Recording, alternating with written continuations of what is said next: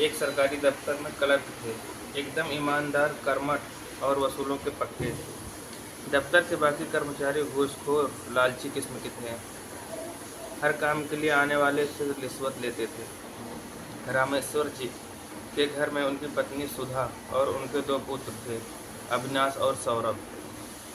दोनों पढ़ने में बहुत तेज थे। रामेश्वर जी उन्हें पढ़ा लिखाकर अफसर बनाना चाहते थे, इसलिए दफ्तर से घर आते ही दोनों को पढ़ाने बैठ जाते थे। एक दिन रामेश्वर जी दफ्तर से छुट्टी थी।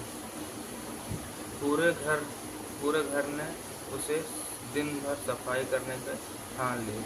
बहुत दिनों से घर में सफाई नहीं हुई थी। सभी को काम बांट दिए गए।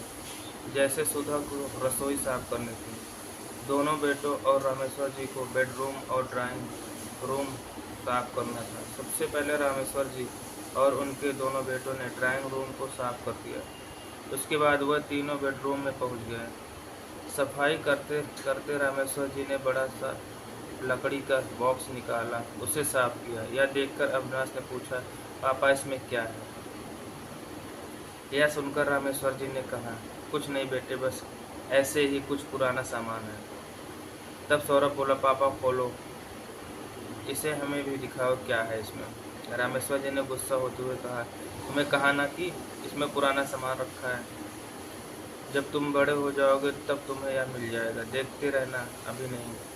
अविनाश बोला, पापा क्या आपने इसमें कोई खजाना छुपा रखा है?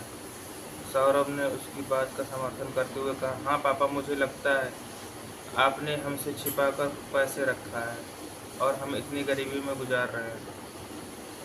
रामेश्वर जी को गुस्सा तो आ रहा था, लेकिन उन्होंने समझाते हुए कहा, नहीं बेटा, ऐसी बात नहीं है, मैंने तुमसे कुछ नहीं छुपा रखा, वैसे इसमें पैसे नहीं है, मेरा यकीन करो। शोर सुनकर सुधा जी ने रसोई से बाहर आ गए। अरे क्या हुआ, इतना शोर क्यों मचा रखे हो? तब तक दोनों बच्चे गुस्से में होकर बाहर निकल जाते हैं। सुधा जी के पूछने पर रामेश्वर जी ने उन्हें बक्से के बारे में बताते हैं। सुधा जी, तो आप बक्सा खोलकर दिखा देते हैं। रामेश्वर जी ने समझाते हुए कहा, बच्चों को अपने पिता की बात पर भरोसा होना चाहिए।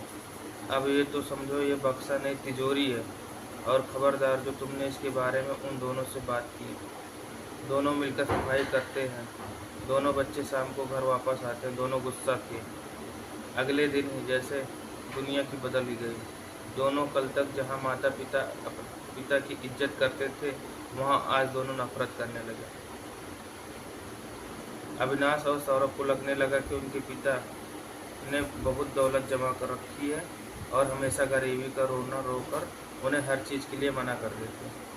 वे बेचारे ये सोचकर कि पापा ईमानदार हैं, रिश्वत नहीं लेते, लेकिन उनके पापा ने तो बहुत पैसा दबा कर रखा है। सुबह दोनों स्कूल चले जाते हैं, लेकिन वहाँ भी उनका पढ़ाई में मन नहीं लगता।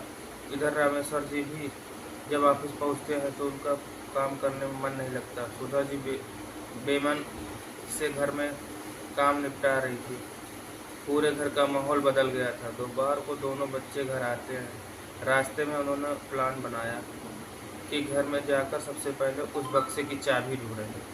घर आकर उन्होंने सुधा जी से भी ढंग से बात नहीं की। खाना खाकर अपने कमरे में चले गए। कुछ देर बाद सुधा जी घर का सामान लेने बाजार गई। उनके जाते ही दोनों ने चाबी ढूंढना शुरू कर दिया। पूरा घर छान मारा, लेकिन उन्हें कहीं भी उस बड़े से ताले की चाबी नहीं मिली। फिर सौरभ ने एक हथौड़ी लेकर ताला तोड़ना शुरू कर दिया, लेकिन पुराने जमाने का ताला था जो कि बहुत मजबूत था। वह टस से मस न हुआ।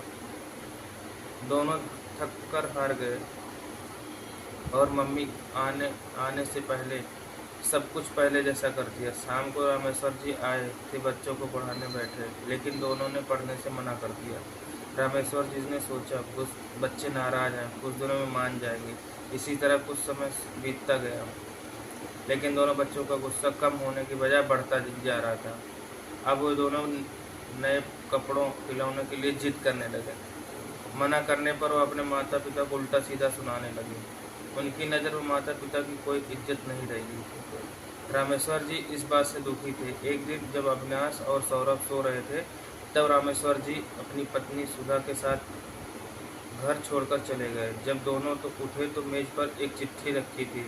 उस पर एक बड़ी सी चाबी रखी थी। सौरभ ने लपक कर चाबी उठा ली। अविनाश बोला, पढ़ जरा चिट्ठी में क्या लिखा था। सौरभ ने पढ़ना शुरू किया। बेटा अविनाश, सौरभ, तुम्हें लगता है मैंने खजाना छुपा रखा है, इसलिए आज ये खजाना मैं तुम्हें सौंप कर जा रहा हूँ।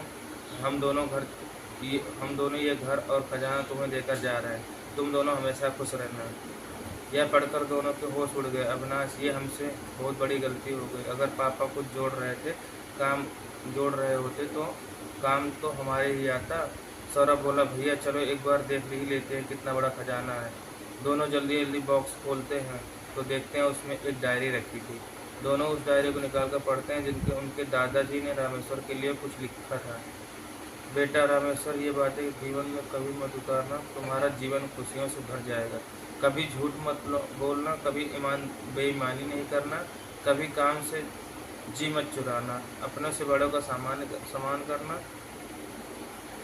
पैसों को कभी लालच मत करना। यह जीवन का सबसे बड़ा खजाना है। यह वो दौलत है जो तुमसे कभी कोई छीन नहीं सकता।